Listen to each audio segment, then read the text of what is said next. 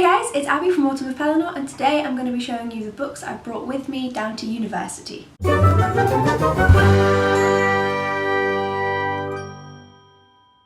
I intended to put this video up a little while ago, but I had an operation and it didn't happen, so it's going up now. And yes, so I went home for Christmas, and then I've moved reasonably far away back down to university, and I can't bring that many books with me, so this is a short list, but it's the small list of books I have brought with me from home. I do have more books that I've purchased or borrowed or whatever on my bookshelves, but these are the ones that I've brought from my collection at home. Starting off with one that I actually read on the train down, and that is The Mime Audit by Samantha Shannon. I finished off the remnants of it in my room, but I did read most of it on the train down. It's a 9-hour journey, I want to say, so I do have quite a lot of time, and seeing as I read about 100 pages an hour, this also gives me time to not read on the train. So yeah, this was a really good book, and it'll be included in the wrap-up at some point. But that was brought down as a train read because I was determined I was finishing it. I was really enjoying it. Then a book I got for Christmas this year, and that is Thunderhead by Neil Shusterman. Sorry. I borrowed Scythe from the library, so I do actually need to buy my own copy of that, but I'm really excited to get into this book, and it's bigger than I was expecting it. It's about 500 pages, a little over, so this would probably take me 5 hours at the quickest, and I'm so excited for it. This was a really tough decision, by the way, guys. Like, it took me ages. I was sat on the bed with my mum, going through them, trying to pick which ones, and it ended up, my cat Tigger wouldn't stop sniffing Thunderhead, and I was bringing it anyway, but my mum was like, you have to take it. Tigger has clearly chosen the book. Then one that I've owned for far too long, two that I've owned for far too long, but this one, Orphan Monster Spy by Matt Colleen, I got at the NYA Lit Fest around March 2018. It's signed, it's about World War II Nazi Germany. I need to read this. This one is 400 pages, it's Nazis, and it's YA, and it's also shiny, which is just helpful. And then the last book is Spare and Found Parts by Sarah Maria Griffin. This book, I mean, the sprayed edges are gorgeous. This one is also signed, and the signing, she was so lovely. And I have since read a 25-page sampler of Other Words for Smoke, the book that she's coming out with in the next couple of months. And I'm really excited for that. So I now know that I like her writing style. I really liked just that 25 pages and I was already fully sucked in. So that's just made me even more excited for this. So, now I've told you what I've brought, let's tell you what they're about. Book 2 in the Bone Season series. This follows a girl called Paige who can dream walk, and I'll leave it at that. And it's set in the future 2040, roughly. I think. Am I lying? I might be lying, but possibly 2040. And I don't want to say too much more because this is the second book in the series, but definitely go check out The Bone Season. It got me out of a massive reading slump. I loved it.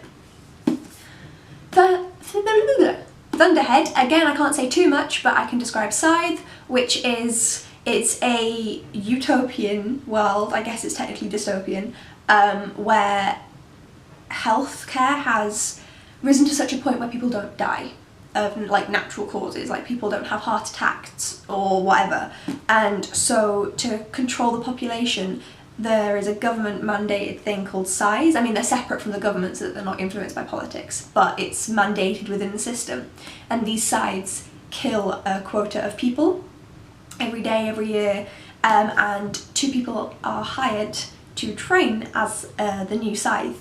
And that is what the plot of the first book is about, and obviously there's lots of corruption and weird stuff, and it's great. Sequel. Not saying any more. As I already said, this is World War II Nazi Germany. I can see it shining off of my camera lens.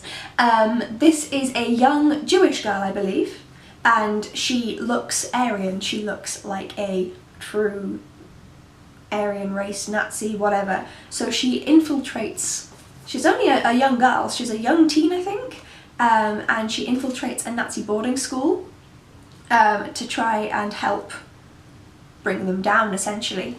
So that sounds awesome, does it not?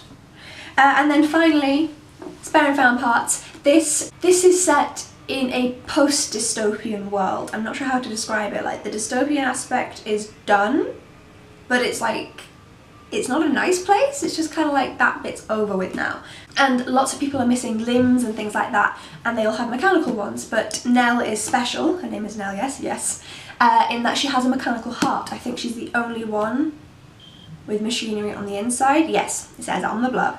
And so she's seen as like an oddity, and it's because her father was a very good builder who built this heart for her to keep her alive, and so she's got to live up to his reputation. But then at the same time she starts to build this boy, and I don't know whether it's for romantic reasons or for purely platonic friendship reasons, but she builds a boy out of Spare and Found Parts. And just kind of the emotional side of that, along with the world building, I think this could be such a good read.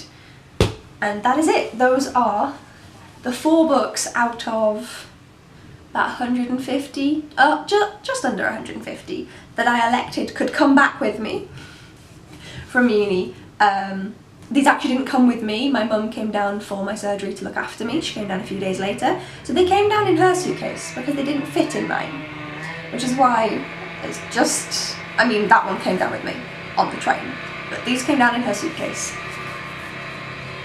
And yes, I gave the My Border 5 stars, and I'm hoping that I'll give the others at least 4, if not 5.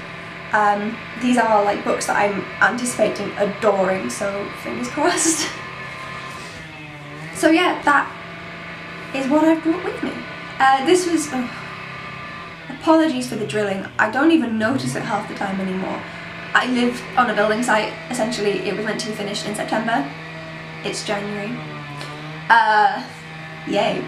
So I don't even notice the drilling, so I'm sorry for the noise that's been in the background of this video and will be in other videos. I hopefully am back now. I did lose my voice for a while because I had a tube down my throat to help me breathe during the surgery, so I couldn't speak for a while, and I was like very tired and, you know, very dead. So, but hopefully that's me back, and I can continue making videos because I have missed it, and I did miss pre-filming and things like that, so the drilling's annoying me now that I've noticed it. Try and block it out. They were drilling in my wall when I was trying to sleep this morning. But yes, so I'll shut up about drilling, it's not why you're here. If you want to see more of me online, where I am a bit more consistent, purely because I can tweet easier than I can make a video when I'm post-op, then please do follow me on Twitter, Instagram, Goodreads, my blog's linked below, all of the good stuff is all down there. And yes, if you want to watch more of my videos, there's a red subscribe button, please click it, because I enjoy chatting with you guys. So yeah, also leave me any comments if you've read any of these, or are going to, or have read the previous ones in the series, or other books by the authors. There goes a receipt. Yeah, please do tell me what you think and which ones you think I should pick up first out of the remaining 3, and if you also love Samantha Shannon's writing. So yeah, thank you so much for watching, guys, and I will see you in the next video. Bye!